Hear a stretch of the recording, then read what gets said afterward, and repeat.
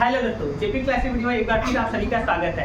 आज हम जो होता है क्लास 10 का एक बहुत ही मोस्ट इंपॉर्टेंट जो होता है थ्योरम पढ़ने जा रहे हैं, जिसका नाम है बच्चा इस थ्योरम का नाम है समरूपता की साइड, जिसे कहते हैं भुजा कसौटी। देखिए पिछले जो था प्रमेय में हमने क्या पढ़ा था, पिछले प्रमेय में हमने जो है आपको बताया था कि इसमें जो था एंगल जो था जो समरूपता था उसी का जस्ट अपोजिट है आपका भुजा। उसमें क्या था कि उसमें तीन कोण जो था आपके क्या थे, दो त्रिभुज थे। दोनों त्रिभुज के जो है जैसे कि तीनों कोण जो है तीनों, जैसे ये कोण इस कोण के बराबर था, ये कोण इस कोण के बराबर था, ये कोण इस कोण के बराबर था, अर्थात उनके संगत कोण बराबर थे, तो उनके संगत भुजाओं का अनुपात बराबर होता है। ये कोण में था। आज हम लोग पढ़ेंगे बच्चा, क्या पढ़ेंगे देखिए, साइड जिसे कहते हैं भुजा कसौटी। इसमें देखिए ये कहता क्या है, ये प्रमेय क्या कह रहा है इसको समझाते हैं। देखिए कह रहा है कि यदि दो त्रिभुजों की संगत भुजाएं, दो त्रिभुज कह रहा है कि बच्चा यहाँ बात कर रहा है कि दो त्रिभुज, ध्यान से देखिएगा सभी लोग, जब ध्यान से देखिएगा, ध्यान हटेगा दुर्घटना घटेगा। बच्चेगा मेरे को, यदि दो त्रिभुज, बच्चा दो त्रिभुज, एक त्रिभुज ए है, बी है, यहाँ सी है, ये सी होता है, लीजिए हम यहाँ बना दे ताकि आपको साफ दिखे। एक त्रिभुज कह रहा है कि दो त्रिभुज, एक त्रिभुज ए बी सी है और एक दूसरा त्रिभुज है जिसका नाम है बच्चा पी क्यू आर। दो त्रिभुज है, एक त्रिभुज आपका ABC है और एक दूसरा त्रिभुज क्या बच्चा PQR। तरह की दो त्रिभुजों की संगत भुजाएं समानुपात में हो, दो त्रिभुज है उनके संगत भुजाएं समानुपात में हो, उनकी संगत भुजाएं समानुपात में हो, इनकी संगत भुजाएं समानुपात। संगत भुजाएं समानुपात का मतलब होता है बच्चा कि संगत भुजाएं समानुपाती का मतलब क्या होता है? संगत भुजाएं समानुपात का मतलब होता है ये भुजा अगर AB अपॉन में इसका संगत भुजा क्या बच्चा PQ है, बताइए BC ये भुजा है, इस भुजा की संगत भुजा क्या आपका बच्चा QR, तो BC अपॉन QR ले रहे हैं। और AC की संगत भुजा क्या आपका बच्चा PR है, अर्थात AC को PR से डिवाइड करें तो अर्थात उनके संगत भुजाओं का अनुपात बराबर है। पिछले लेक्चर में, पिछले वीडियो में, पिछले प्रमेय में जो था हम ये सिद्ध कर रहे थे, आपको याद होगा ये सिद्ध कर रहे थे, और ये जो था इनके संगत कोण जो थे बराबर थे, संगत कोण बराबर था तो उनके संगत भुजाओं का अनुपात बराबर था। आज क्या उसका उल्टा, संगत भुजाओं का अनुपात बराबर दिया है तो सिद्ध कीजिए कि उनके संगत कोण बराबर होंगे, अर्थात सिद्ध करें कोण A के बराबर कोण P है, कोण B के बराबर कोण Q है और कोण C के बराबर कोण R है। कह रहा कि दो त्रिभुज है बच्चा, एक त्रिभुज ये है और एक त्रिभुज बच्चा PQR है। इन दो त्रिभुजों में कह रहा है कि उनके संगत भुजाएं समानुपात में हो। संगत भुजाएं का मतलब इसका AB की संगत भुजा क्या है PQ है, BC की संगत भुजा क्या है बच्चा आपका QR और AC का संगत भुजा क्या आपका PR। अर्थात AB को PQ से भाग दिया जा रहा है, मतलब AB को किससे भाग दिया जा रहा है बच्चा, AB को किससे भाग देंगे हम लोग, किसको PQ, AB की संगत भुजा ही ना है तो इसका अनुपात इसके साथ ले रहे हैं। BC की संगत भुजा क्या होगा QR, अर्थात इसका अनुपात बच्चा इससे जब ले रहे हैं। और यहाँ पर जो था AC है, AC की संगत भुजा क्या है बच्चा बताइए PR है, अर्थात इसका अनुपात इस भुजा से लेंगे तो सभी अनुपात यदि बराबर है, बराबर दिया है तो आपको सिद्ध करना है कि उनके संगत कोण बराबर होंगे, अर्थात कोण A के बराबर कोण P है, कोण B के बराबर कोण Q है और कोण C के बराबर कोण R है। इस बात को हम दिखाएंगे, बात समझा रहा है। यदि उनके संगत भुजाओं का जो अनुपात है वह बराबर दिया है तो उनके संगत कोण बराबर होंगे, इस चीज को हम लोग सिद्ध करेंगे। अब देखिए सिद्ध कैसे करते हैं, ध्यान से देखिएगा। देखिए सिद्ध करना ये बच्चा ये समझ आ गया। इसके बाद सिद्ध करेंगे कैसे, सिद्ध करेंगे कैसे, सुनिए सिद्ध करेंगे कैसे ना, स्टूल में बैठ जाइए आप लोग। हाँ, सिद्ध करेंगे कैसे, देखिए रचना, देखो इसमें हम रचना करते हैं क्या है, रचना में PQ को देखो, PQ पर जो है बिंदु D और बिंदु जो है इस PR पर एक बिंदु E, इस भुजा पर एक बिंदु D और इस भुजा पर बच्चा बिंदु E। हम इस प्रकार ले रहे हैं, इस भुजा पर बिंदु D और इस भुजा पर बिंदु E इस प्रकार ले रहे हैं जैसे था पिछले में किया था। इस प्रकार ले रहे हैं जैसे कि AB के बराबर है PD और AC के बराबर है बच्चा P। यहाँ पर लिखा गया डी और ई बिंदु रेखाखंड पी क्यू और पी आर पर इस प्रकार है कि ए बी के बराबर है पी डी और ए सी के बराबर है पी। बात समझे ना? रचना में क्या कर रहे हैं, रचना में जो पॉइंट डी और ई इस प्रकार हम ले रहे हैं, इस प्रकार ले रहे हैं कि जितना बड़ा ए बी है उतना बड़ा पी डी है, जितना बड़ा आपका ए सी है उतना बड़ा क्या आपका पी है। समझ आया? पी है, कोई दिक्कत? अब इसके बाद देखिए, सुनिए, ये रचना हो गया। रचना के बाद हम करते बच्चा उपपत्ति। क्या करते हैं? उपपत्ति। उपपत्ति का मतलब होता है सॉल्यूशन, सॉल्यूशन का मतलब होता है उत्तर, उत्तर का मतलब होता है हल।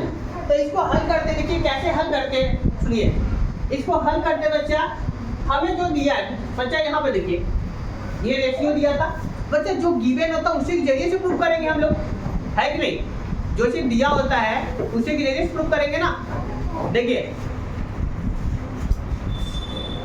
एक मिनट का एकदम शांति चुप कर दीजिए।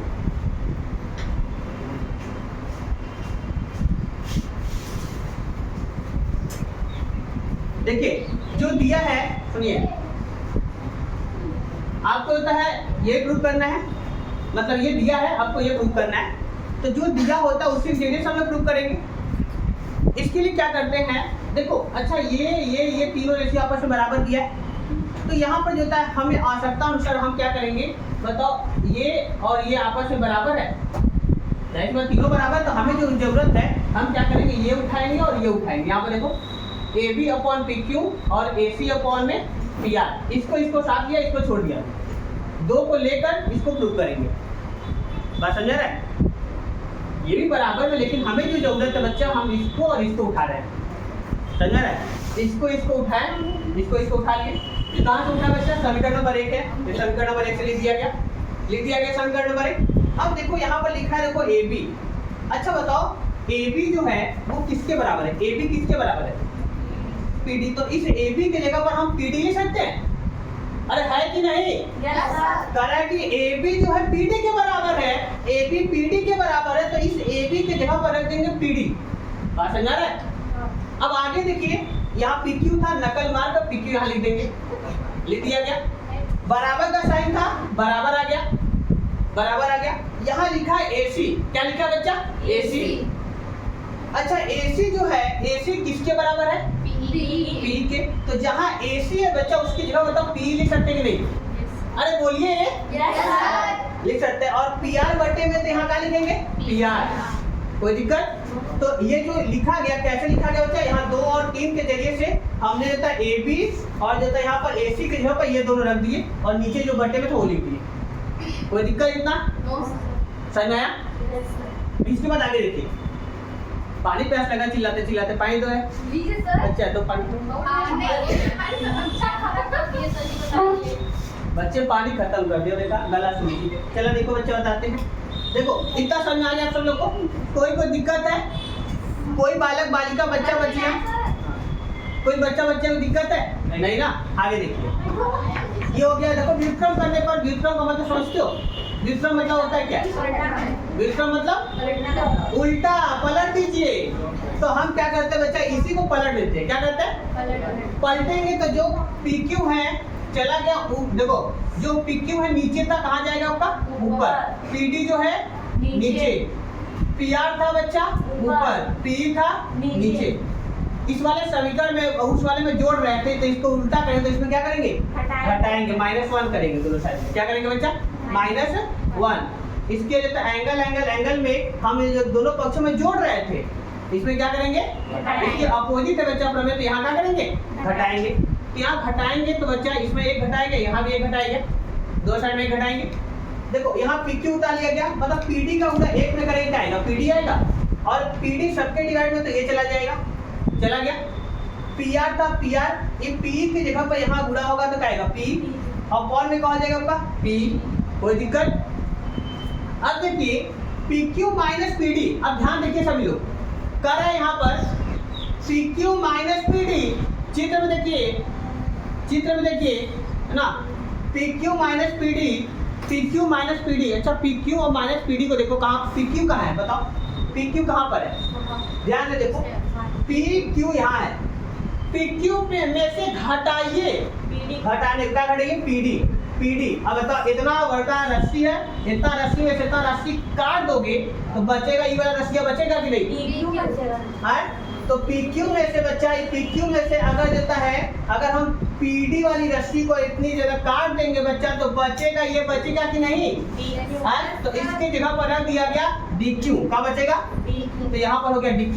नीचे वाला यहाँ था, उतर गया, यहाँ पर बराबर का साइन था, बराबर आ गया, कोई दिक्कत नहीं ना।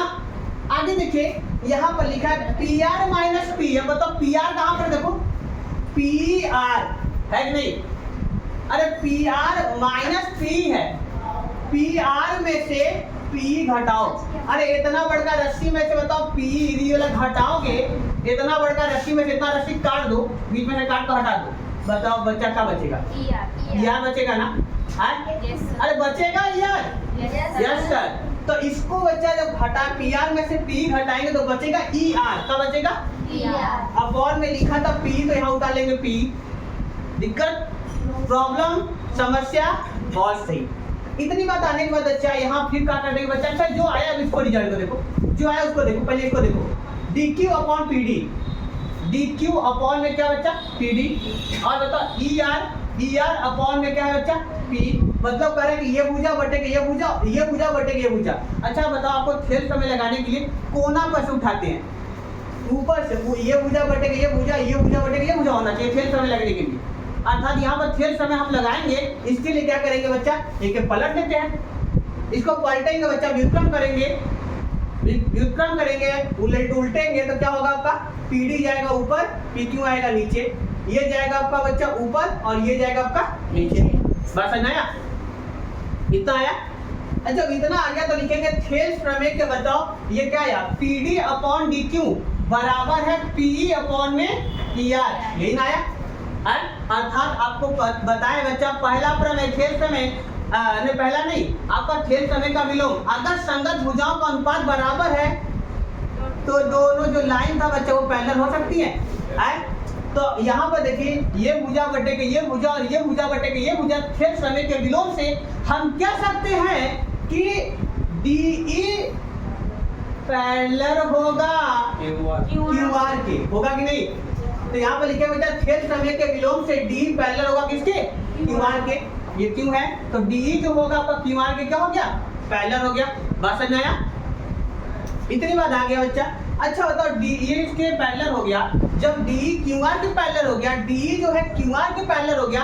अगर आप लोग जो है बचपन में थे तो आपको बताया गया होगा कि अगर दो लाइन समांतर होती है, दो लाइन पैरेलल होती हैं और एक तिरछी लाइन ऐसे कट करती है तो ये वाला एंगल बराबर होता है, कॉरस्पॉन्डिंग एंगल जिसे कहते हैं संगत कोण से, पता है कि नहीं? तो अगर दो लाइन समांतर होता है बच्चा तो यहाँ वाला कोण बराबर होगा। अब अगर बताओ यहाँ हम करें कि ये लाइन इस लाइन के समांतर है, ये लाइन इस लाइन के पैरेलल है, ये लाइन इस लाइन के पैरेलल है, ये लाइन इस लाइन के समांतर है, तो हम कह सकते हैं बच्चा अगर ये तिर्यक रेखा इसे काट कर रहा है तो ये कोण जो है इस कोण के बराबर होगा कि नहीं? कोण D बराबर होगा कोण Q के, कोण D बराबर होगा कोण Q के। संकर नंबर देखो हमने 4 तक माने थे पहले से, 3 यहाँ था आपका और चौथा कहीं था,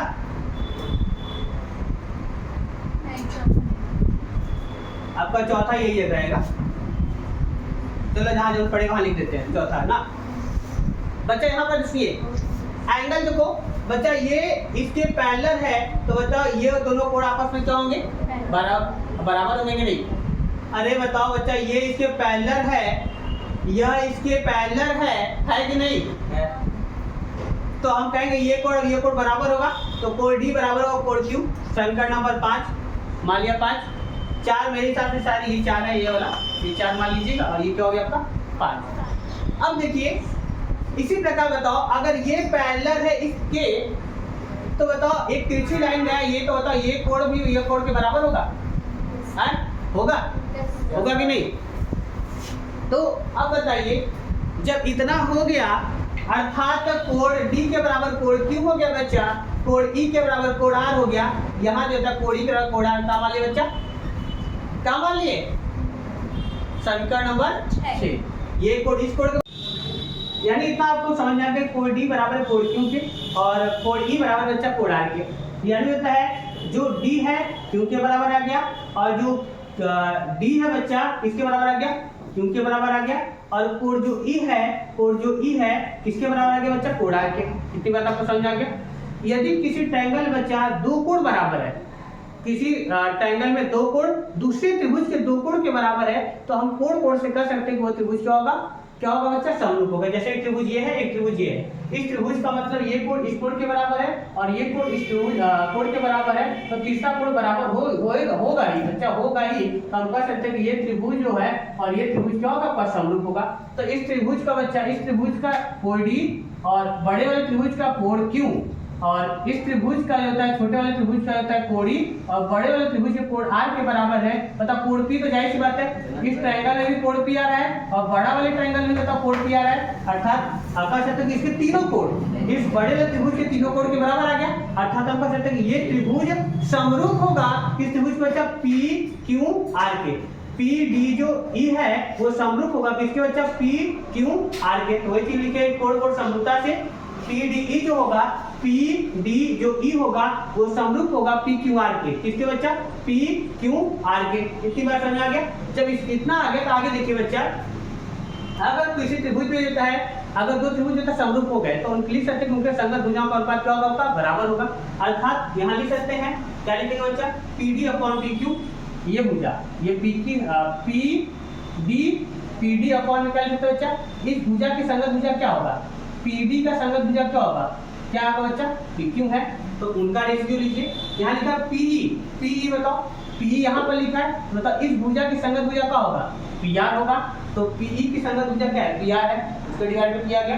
और यहाँ पर लिखा है कि डीई है, डीई की संगत भुजा है क्या बच्चा, क्यू आर होगा। अर्थात इसका रेशियो इससे लीजिए, इसका रेशियो इससे लीजिए।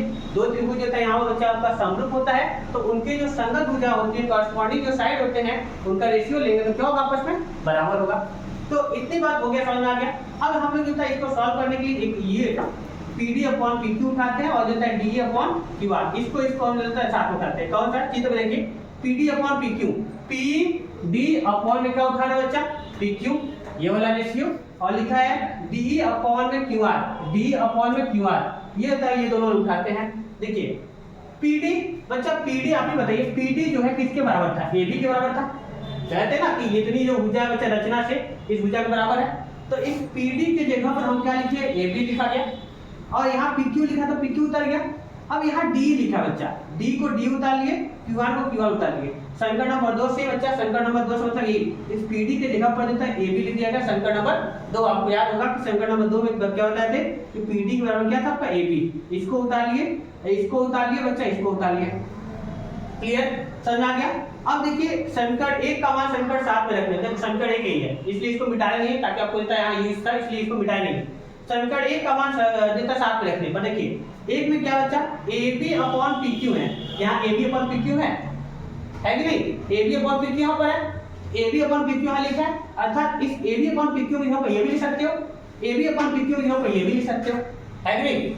और AB अपॉन PQ लिखा है और यहाँ AB अपॉन PQ बराबर ये दो रेशियो दिया है, दो चीज है। तो यानी इसकी जगह पर आप ये और ये लिख सकते हो, लेकिन हम देता है इसकी जगह पर बच्चा देता है ये वाला यूज किया गया, लिख सकते हैं। और नीचे वाला था इसको उतार के, ये वाला क्यों लिखे, ये वाला नहीं लिखे क्यों, ये वाला इसलिए भी लिखे बच्चा क्योंकि यहाँ पर क्यूआर था। क्या लिखा था बच्चा आपका, क्यूआर। हम इसलिए क्यूआर वाला आया और इसको नीचे वाले को काट दे, हम इस वाले को ही यूज किए, इसलिए यूज किए बच्चा क्योंकि यहाँ पर नीचे में यहाँ क्यूआर लिखा था और इसकी जगह पर देता, इसकी जगह पर अगर हम इसकी लिखेंगे तो इस क्यूआर से क्यूआर क्या होगा आपका, कट जाएगा। अब बताइए यहाँ पर आ गया BC और यहाँ पर आ गया बच्चा DE आ गया, यहाँ मान लेंगे समीकरण नंबर 8। अब देखिए हम कहता है त्रिभुज ABC और त्रिभुज PDE में, ABC और त्रिभुज PDE इन दो त्रिभुजों में बच्चा हम दिखाएंगे सर्वांशम। सर्वांशम दिखाने के लिए हमें तीन चीज बराबर होना चाहिए। पहला चीज AB बराबर PD के, बताओ AB जो है, AB बराबर है बच्चा PD के, AB जो है वो PD के बराबर रचना से। और दूसरा लेता है बच्चा यहाँ पर AC बराबर P, A से C की दूरी बराबर होगा किसे, P से E की दूरी के, वो भी रचना से। इतना दूरी इसके बराबर था हमने माना था, इतना दूरी इसके बराबर था हमने माना था, ये दो चीज हो गया। तीसरी चीज बच्चा, इस त्रिभुज को कैंगुलर दिखाना है, सर्वांशम दिखाना है, तो बच्चा यहाँ पर जो BC है बताओ D के बराबर है। यहाँ देखो अभी प्रूफ किया कि BC D के बराबर है कि नहीं। तो तीसरा चीज बच्चा, इस ट्रायंगल को और इस ट्रायंगल कैंगुलर दिखाना है, कैंगुलर या सर्वांशम दिखाना है, तो बच्चा ये इसके बराबर होगा, समीकरण नंबर 1 यहाँ पर लिखा गया, ये इसको लिखा गया, और देता है ये इसके बराबर होगा, रचना से ये लिखा गया, और जो BC होगा बच्चा D के बराबर है, यहाँ पर जो समीकरण नंबर 8 से यहाँ लिख दिया। अर्थात देता है किसी ट्रायंगल को प्रूव करने के लिए बच्चा 3 चीज दिखा दिए, अर्थात ये ट्रायंगल क्या होगा आपका, सर्वांशम हो गया, कैंगुलेंस हो गया। क्या हो गया, कैंगुलेंस हो गया। कैसे कैंगुलेंस हुआ बच्चा, साइड से, क्योंकि ये तीनों साइड होता है, 1 2 तीनों साइड है, 3 साइड बराबर हो गया, तो ट्रायंगल क्या होगा आपका, कैंगुलेंस हो गया। अब जब कैंगुलेंस हो गया बच्चा, तो आप ही बताइए, दो कोई एक त्रिभुज ये है और एक त्रिभुज दूसरा त्रिभुज है, दोनों त्रिभुज बच्चा सर्वांशम हो जाएंगे तो उनके संगत भाग बराबर होंगे, अर्थात ये कोण इस कोण के बराबर होगा, ये कोण इस कोण के बराबर होगा, और ये कोण इस कोण के बराबर होगा कि नहीं। ये संगत जो था सही भाग, ये इसके बराबर हो दिखाई दिए, ये इसके बराबर दिखाई दिया है, ये इसके बराबर दिखाई दिए, तो इनके संगत कोण भी आपस में क्या होंगे बच्चा, बराबर होंगे। तो वही चीज देखिए, कोण A के बराबर कोण B हो गया, कोण A के बराबर कोण B हो गया, पहला चीज। दूसरा चीज क्या है बच्चा, कोण B के बराबर कोण D होगा, कोण B के बराबर कोण D है। अब बताओ कोण B यहाँ उतर गया, बताओ कोण D जो था ये कोण D हमने बताया था कोण D के बराबर कोण Q था। अब ये पैरेलल था तो बताया, तो ये इसके बराबर था कि नहीं, तो इस D के जगह पर आप क्या लिख सकते हो बच्चा, Q। तो कोण देखो B को उतार लिया गया, D की जगह क्या रख दिया बच्चा, कोण Q से, और ये जो यूज किया गया कोण D बराबर कोण Q, समीकरण नंबर 5 आप देखो कि समीकरण नंबर 5 में लिखे थे कोण D बराबर कोण Q, तो इसलिए D की जगह पर क्या लिखेंगे बच्चा, कोण Q। अब यहाँ पर देखिए, और यहाँ इसका देखिए कोण C जो होगा ना, कोण D के बराबर होगा, क्योंकि ये त्रिभुज और ये त्रिभुज बच्चा सर्वांशम है, तो कोण C कोण D के बराबर होगा, कोण C कोण D के बराबर होगा। तो C को उतार लिया गया, और E बच्चा आपको बताया था E जो है R के बराबर है, क्योंकि ये इसके पैरेलल था, ये इसके पैरेलल था, तो कॉरेस्पॉन्डिंग एंगल से ये इसके बराबर था, अर्थात E के जगह पर हम लिख सकते हैं R। इस E के जगह पर क्या लिखा गया बच्चा, R। E के जगह पर R लिखा गया, जो था समीकरण नंबर क्या हमारे समीकरण नंबर 2 में आपको था, समीकरण नंबर 2 में किसी में था, 2 में नहीं था, किसी में था, इसको उठा देते हैं। यहाँ पर जो था E के बराबर जो था आपका बच्चा R था, E के बराबर क्या था आपका R, E के बराबर क्या था R, तो इसलिए इस E के जगह पर R हो गया, अर्थात ये वाला रिजल्ट देखिए, और एक ये रिजल्ट देखिए, और एक ये रिजल्ट देखिए ना, A के बराबर P आ गया, A के बराबर यहाँ P आ गया, फिर जो था B के बराबर Q आ गया, B के बराबर एंगल Q आ गया, और जो यहाँ पर C के बराबर एंगल R आ गया, C के बराबर एंगल R आ गया। तो हमने क्या बताया था बच्चे, ये प्रूव करना था कि ये इसके बराबर होगा, ये एंगल इसके बराबर होगा, और ये एंगल इसके बराबर होगा, यही चीज हमें प्रूव करना था, और वो चीज क्या हो गया, आ गया, समझ में आ गया। बहुत ही मेरा प्रयास था आपको समझाने का एकदम बेहतर तरीके से। फिर भी आपको डाउट है, कोई प्रॉब्लम है, तो आप बच्चा होता है फिर से इस वीडियो को एक बार होता है देखिएगा। और ठीक है, आज के लिए इतना ही रखते हैं। अगर कोई दिक्कत है, कोई प्रॉब्लम है, तो नीचे कमेंट कीजिएगा, आपके कमेंट का होता है पूरा जवाब दिया जाएगा। ठीक है, बाय बाय, फिर मिलते हैं एक मस्त वीडियो, शानदार वीडियो, जानदार वीडियो से। टाटा बाय बाय बच्चा।